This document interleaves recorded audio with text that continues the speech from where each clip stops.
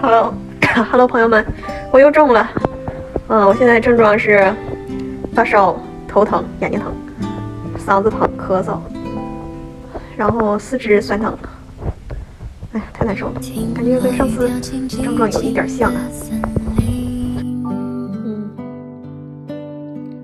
看夕阳之下远山的风景，无言的水滴，悄悄的阴雨潜入了眼睛，世界像一座安静的岛屿，鱼肚白升起，悄然无声息，等海鸟轻轻声唤起涟漪，等一缕阳光透过这湖面照进我心里，等有风的时候把帆扬起。这朋友几点关门啊？你们几点关门啊？